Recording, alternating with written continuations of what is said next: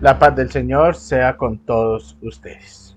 Vamos a mirar hoy lo que nos dice el Evangelio del domingo 24 de abril de 2022. Tomado el Evangelio según San Juan, capítulo 20, versículos del 19 al 31. Al anochecer de aquel día, el primero de la semana, estaban los discípulos en una casa, con las puertas cerradas por miedo a los judíos. Y en esto entró Jesús, se puso en medio y les dijo: paz a vosotros. Y diciendo esto, les enseñó las manos y el costado. Y los discípulos se llenaron de alegría al ver al Señor. Jesús repitió: paz a vosotros. Como el Padre me ha enviado, así también os envío yo. Y dicho esto, exhala su aliento sobre ellos y les dijo: recibid el Espíritu Santo. A quienes les perdonéis los pecados, quedan perdonados. A quienes se los retengáis, les quedan retenidos. Tomás, uno de los 12, llamado el mellizo, no estaba con ellos cuando vino Jesús. Y los otros discípulos le decían: hemos visto al Señor. Pero él les contestó: si no veo en sus manos la señal de los clavos, si no meto el dedo en el agujero de los clavos, y no meto la mano en su costado, no creo. A los 8 días estaban otra vez dentro los discípulos y Tomás con ellos. Llegó Jesús, estando cerradas las puertas, y se puso en medio y dijo: paz a vosotros. Luego dijo a Tomás: trae tu dedo, aquí tienes mis manos. Trae tu mano y métela en mi costado. Y no seas incrédulo, sino creyente. Contestó Tomás: Señor mío y Dios mío.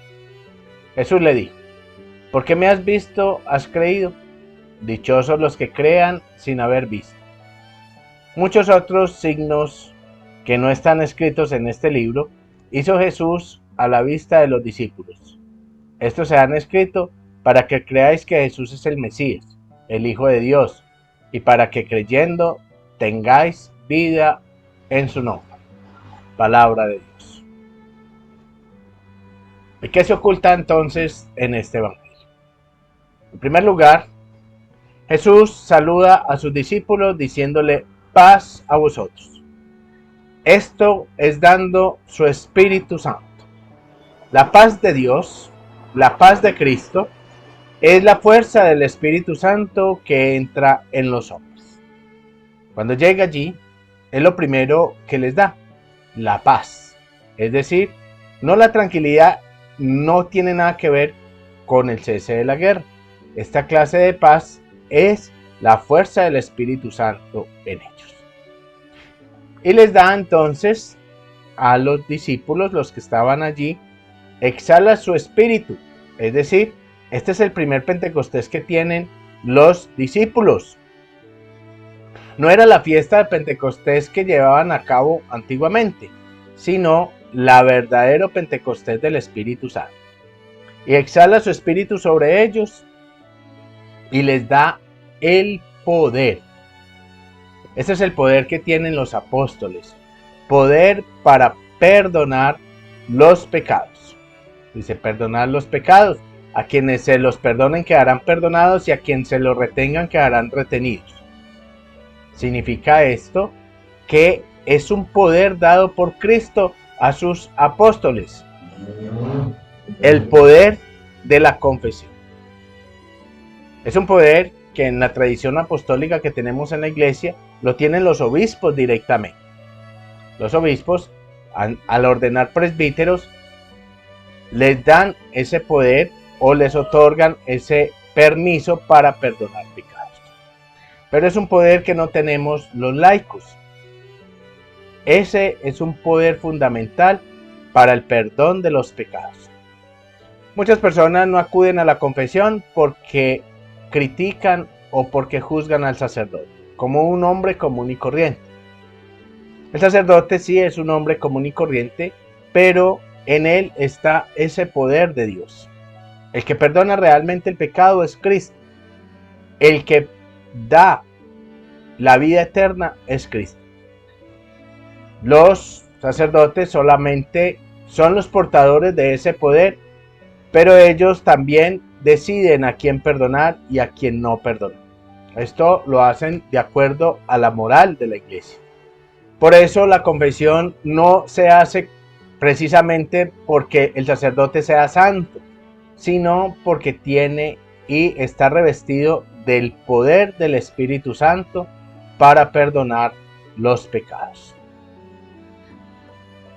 La segunda parte importante de este evangelio, aunque todas las partes son importantes, pero yo quiero resaltar la actitud de Tomás. Tomás en esta primera encuentro no estaba con los apóstoles y por eso duda de la resurrección de Cristo.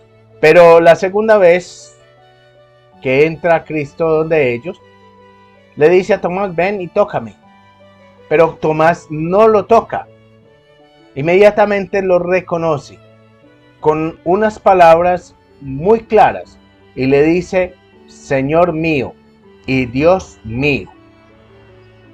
No lo reconoce solamente como Cristo, como Jesús, sino como el Dios con él. Este es el reconocimiento que nosotros debemos de tener precisamente cuando entramos a un lugar sagrado, cuando entramos a un templo. Muchas personas acostumbran signarse al pasar por un templo, pero no saben qué decir. Cuando pasamos al pie de un templo, cuando llegamos a un lugar donde está el sagrario, lo que hay que decir son las palabras de Tomás. Señor mío y Dios mío. Es un reconocimiento pleno de la Trinidad en Cristo, basada en Cristo. Tomás lo reconoce como una Trinidad, como una unidad. No solamente reconoce el Señor, el pastor, el buen pastor, sino que reconoce a Dios en Cristo. Ese es el reconocimiento que debemos tener todos nosotros cada vez que pases por un lugar sagrado. Señor mío y Dios mío. Es el reconocimiento que debemos tener al ver a Cristo en la Sagrada Comunión o en el sagrario o en el templo. Reconocer que ese es el templo donde habita el Señor mío y Dios mío. No solamente Cristo, sino la Trinidad en una unidad. Cristo entonces dice, dichosos también los que creen sin haber visto. Nosotros vemos a Jesús. Nosotros en la Eucaristía, en las especies del pan y el vino, vemos su cuerpo. Pero muchas veces no cree que ese es el Señor y el Dios. Y es allí donde Jesús dice, dichosos los que creen sin haber visto. Mas sin embargo, los fieles de hoy en día tenemos la oportunidad de verlo consagrado en el Santísimo Sacramento del altar. Es el cuerpo real de Cristo y la sangre real de Cristo. Hay que reconocerlo como tal, hay que creerlo como tal.